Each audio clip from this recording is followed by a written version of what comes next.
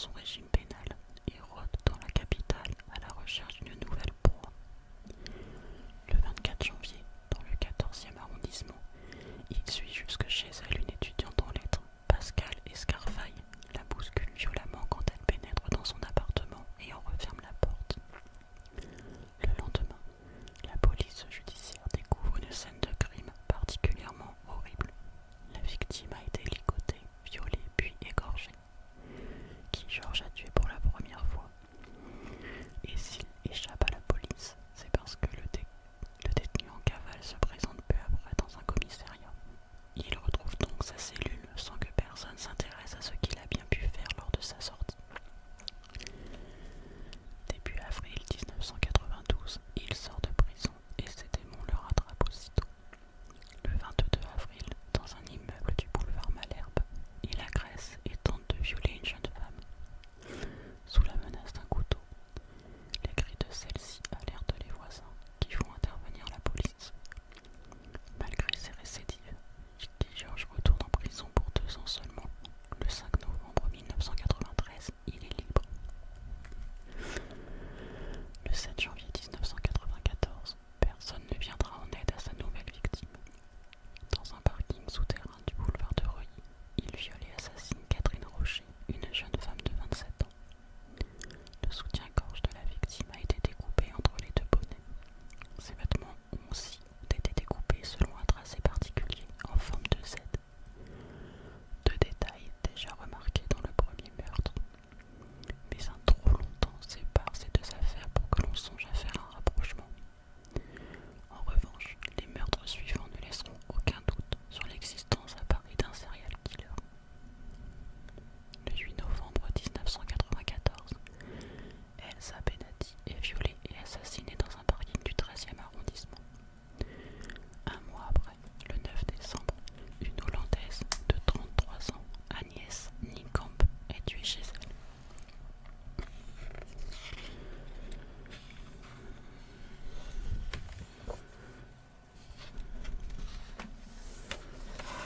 La scène de crime est toujours la même et la découpe des vêtements identique. Le 16 juin 1995, Isabelle Ortega, âgée de 23 ans, rentre chez elle lorsqu'elle est violemment bousculée par un individu qui pénètre dans son appartement. Le même scénario tragique se met en place, mais contre toute attente, Isabelle Ortega parvient à fuir. La PJ du 36 croit cette fois tenir le tueur, car la victime a pu les aider à établir un portrait robot. Une trace ADN a également été prélevée sur un mégot de cigarette. Cet ADN, numéro 15 16 7 9 3 21 3 31 1 2, est le même que celui retrouvé chez Agnès Niekamp. Et pourtant, le 8 juillet suivant, celui que l'on surnomme maintenant le tueur de l'Est parisien frappe encore. Hélène Frinking, 27 ans, succombe sous ses coups. Dans son appartement, une empreinte a été laissée dans le sang qui macule le sol, celle d'un pied à la caractéristique particulière, un pied égyptien dont le second orteil est plus long que le gros. Le 25 août, Georges se jette sur Mélanie Bacou et tente de rentrer en force chez elle, mais le compagnon de celle-ci se trouve à l'intérieur. Dans sa fuite précipitée, l'agresseur perd son portefeuille. Il est rapidement interpellé. Dans les locaux du 36, on n'imagine pas, toutefois, tenir le tueur. Pourtant, son casier aurait dû mettre la puce à l'oreille des enquêteurs, qui se contentent de vérifier s'il a le pied égyptien. Le résultat est négatif.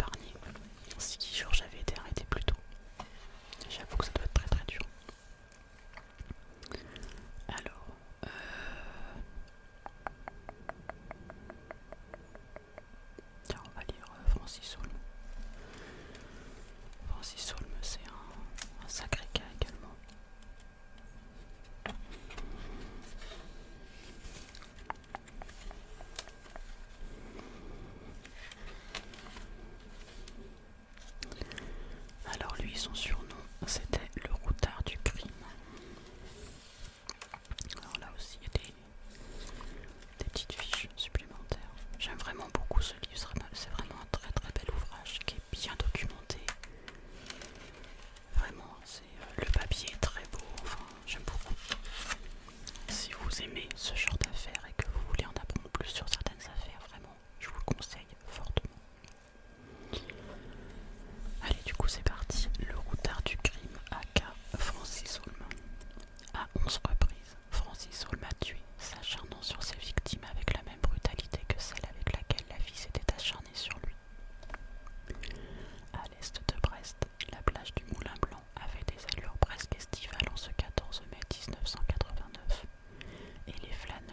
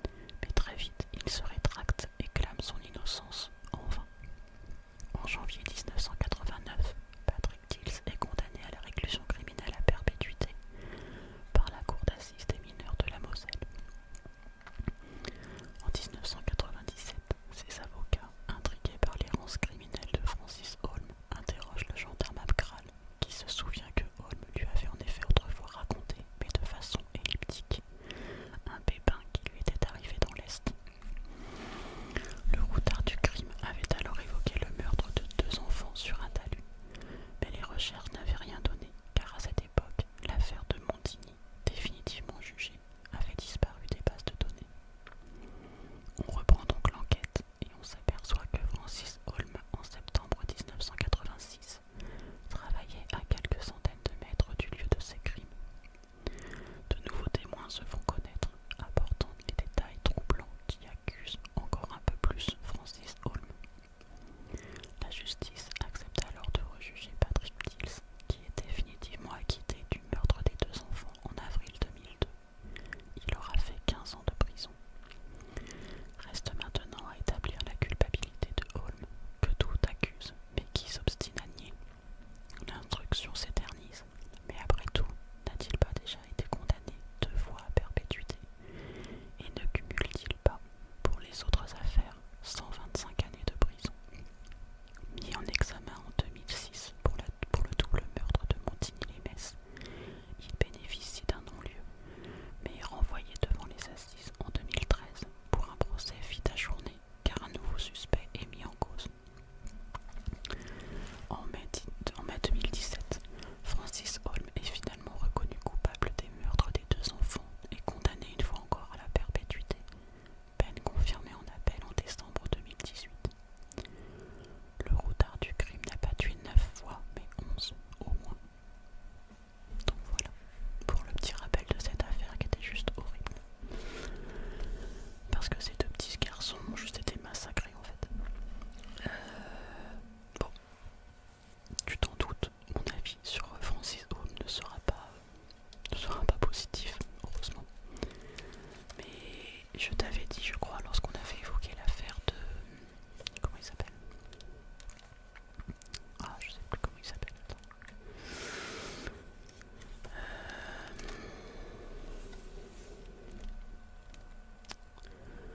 Fourniret, voilà, Michel Fourniret. Je t'avais dit qu'avec Francis Holm, c'était pour moi les 2 plus grands tueurs en série français. Donc voilà, je ne pouvais pas faire l'impasse sur Francis Holm aujourd'hui.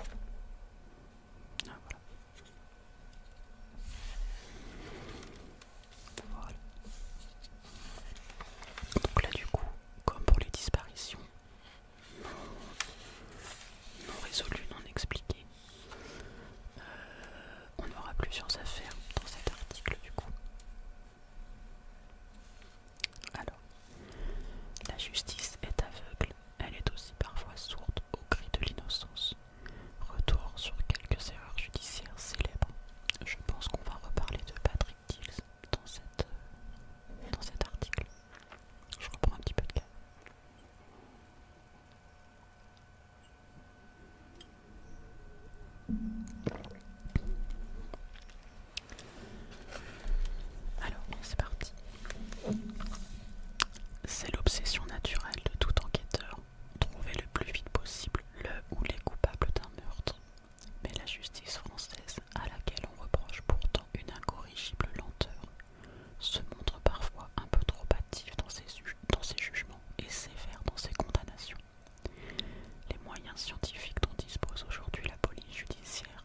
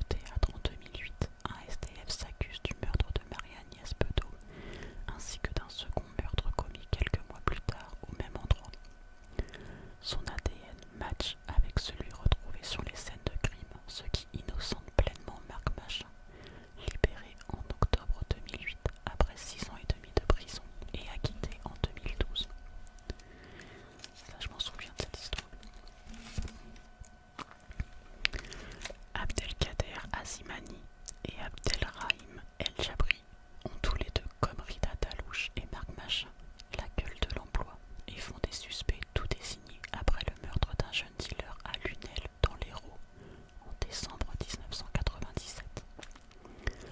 L'homme a été lardé de 112 coups de couteau. Azimani et El Jabri reconnaissent devant les policiers qu'ils ont bien livré à la victime 12 kilos de résine de cannabis, mais ils nient être les auteurs du meurtre. Personne n'est convaincu et les deux hommes sont condamnés à 20 ans de réclusion en 2003. Mais en 2009, de nouvelles analyses ADN permettent de confondre deux autres individus clients de la victime, Michel Boulma et Bouziane El Ali, qui passent rapidement aux aveux. Abdelkader Azimani a passé 11 ans et 7 mois en prison. Abdelrahim El Jabri, 13 ans. Ils sont les 9e et 10e condamnés en France à être acquittés après leur procès en révision depuis 1945. Mon Dieu. Alors, on va revenir à présent toujours dans sur le même sujet des erreurs judiciaires sur le cas de Roland Agré. C'est quelqu'un, tu vas le voir, qui ensuite a créé, je crois, une association justement pour venir en aide à ce qu'il estime être des erreurs judiciaires tout simplement.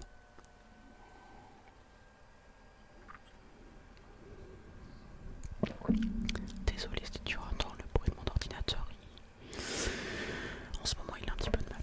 Donc il chauffe beaucoup et ça tourne, le ventilateur fait beaucoup de bruit. Alors la vie de Roland Agré bascule le 10 novembre 1970 avec le meurtre de son patron, le garagiste André Borel, par ailleurs membre du sulfureux SAC, le service d'action civique. Mais la piste du grand banditisme ne se voit guère creusée, Roland Agré ayant tout du coupable idéal pour les enquêteurs. Il a fait de la prison et surtout il serait l'amant de Madame Borel.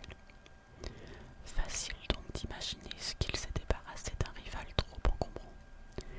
À 28 ans, il est donc tout naturellement condamné à 15 ans de prison. Il nie pourtant depuis le début avec la plus farouche obstination, et puisque personne ne veut l'entendre, il entame une très longue grève de la faim qui met sa vie en danger. Après 7 années de prison, Agré bénéficie d'une grâce présidentielle pour raison de santé. Or, cette grâce n'est jamais que la compatissante mansuétude du prince. Elle n'absout rien et ne reconnaît pas l'innocence. Désormais libre, il s'obstine donc pour obtenir la révision de son procès et une juste indemnisation. Tous les moyens sont bons pour se faire entendre. Nouvelle grève de la faim, interpellation de personnalités politiques. Il va même jusqu'à avaler des fourchettes, se tirer une balle dans le pied et se mutiler en se coupant 2 doigts. L'un destiné au directeur des affaires criminelles, l'autre au garde des Sceaux. Après un nouveau procès en 1985, Roland Agré est enfin acquitté et réhabilité. Jusqu'à sa mort en 2016, il mènera un combat acharné contre les erreurs judiciaires au sein de son association Action Justice. Donc voilà pour ces quelques affaires. Alors il y a également des photocopies d'articles de journaux, j'ai l'impression. Voilà, que je ne lirai pas parce que alors là c'est écrit tout petit, que j'ai déjà du mal sur des écritures un petit peu plus grosses, j'ai du mal à bien voir parce que moi tu l'as vu, je mets les lumières un petit peu tamisées. Donc là tout petit sur un journal, c'est même pas la peine d'essayer, mais voilà, il y a des trucs en plus. Alors pour terminer du coup cette histoire, enfin ces affaires, pour ce dernier jour, je voudrais revenir avec toi, hop, j'ai juste regardé la page, sur la très célèbre affaire du Grand Bornand. C'est une affaire là aussi qui est assez dure. Il y a les cold case aussi.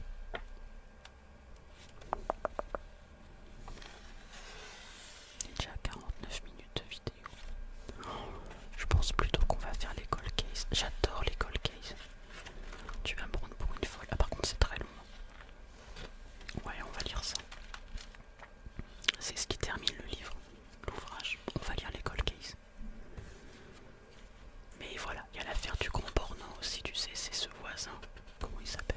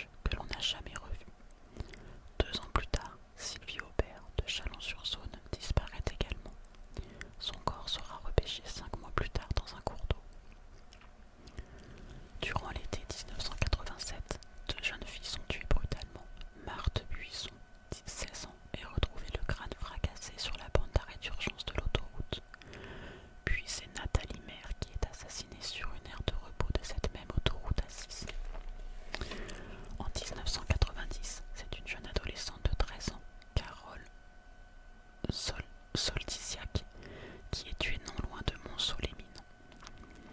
Les années passent jusqu'à ce qu'en 1997, Virginie Bluzet, 21 ans, périsse dans des circonstances similaires, toujours dans la même région. En 1999, le corps de la jeune Vanessa Thiellon, 17 ans, est retrouvé au bord de la Saône.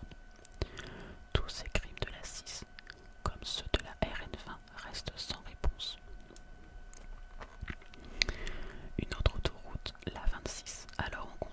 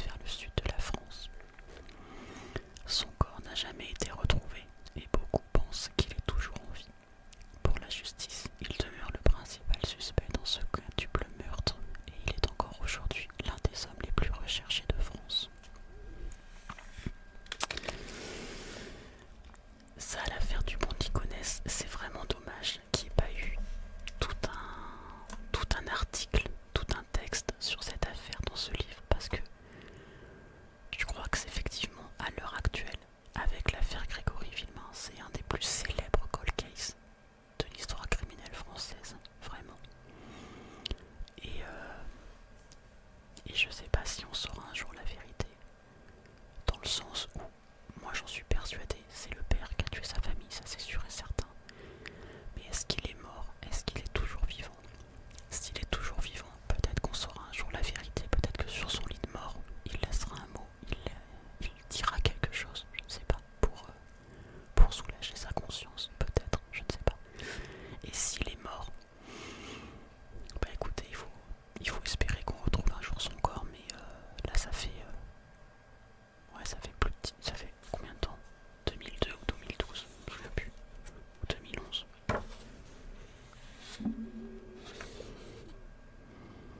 Non, c'était 2011, donc ça fait plus de 10 ans. Voilà, s'il est allé se suicider dans le sud là, Roquebrune-sur-Argence et tout ça, enfin c'est une région qui est très escarpée, qui est très montagneuse. S'il a mis fin à ces jours là-bas, ça va, au bout de 15 ans, ça va être très difficile de retrouver quoi que ce soit, mais pourquoi pas, c'est toujours possible. Alors, on va lire les petits encarts supplémentaires. Les enquêteurs ne doivent pas désespérer, car les plus célèbres cold cases sont parfois résolus longtemps après et de façon surprenante. Le 16 mai 1937, Laetitia Toureau, âgée de 29 ans, est retrouvée égorgée dans une rame du métro parisien à la station Porte de Charenton. Ce fait divers passionne l'opinion publique, qui parle déjà de crime parfait, et la police judiciaire se perd en conjectures. La personnalité de la victime intrigue. On dit qu'elle œuvrait pour le compte du gouvernement de Mussolini et en espionnant les immigrés italiens. Au quai des Orfèvres, on croit savoir que cette jeune veuve travaillait parfois pour une agence de détectives privés et qu'elle arrondissait ses fins de mois en tenant le vestiaire de l'As de Cœur, un bal de la rue des Vertus, fréquenté par la petite pègre. La presse fait de la malheureuse victime une sorte de Matahari de l'entre-deux-guerres, qui aurait été éliminée pour des raisons restant à établir. La thèse sera reprise pendant des années pour devenir presque officielle. Mais il faut bien se résoudre à classer cette affaire jamais résolue, devenue depuis l'archétype du crime parfait. Or, en juin 1962, une lettre anonyme arrive à la préfecture de police. Un homme s'accuse du meurtre et en décrit les circonstances avec des détails qui ne laissent pas subsister le moindre doute. Allons croire, l'assassin était un jeune amoureux et conduit par la trop distante Laetitia. Le crime parfait n'était donc pas politique mais passionnel. Ce courrier livre quelques précisions. L'homme originaire de Perpignan est devenu médecin. Les faits étant prescrits, le directeur de la police judiciaire ne donne pas suite. Mais à la préfecture de police, où la fameuse lettre est toujours pieusement conservée, on se souvient encore qu'une très discrète enquête fut menée et qu'elle permit d'identifier le coupable qui ne fut jamais inquiété. Et on va revenir sur une autre affaire, un petit encart également. Alors je me souviens plus quand est-ce que ce livre a été édité, parce que là c'est l'affaire du grêlé. Et ils disent qu'on recherche toujours le grêlé, mais il faut savoir que l'homme a été identifié. On a su que c'était lui, il s'est dénoncé en fait. Ben pareil, il était en fin de vie, enfin en fin de vie non, il s'est suicidé en fait, mais avant de se suicider, il a voulu soulager sa conscience. Et il s'est dénoncé du coup. Alors au 36, les inspecteurs de la crime n'ont jamais perdu l'espoir de mettre au jour un jour la main sur le grêlé qu'ils recherchent depuis bientôt 34 ans. Tout a commencé le 5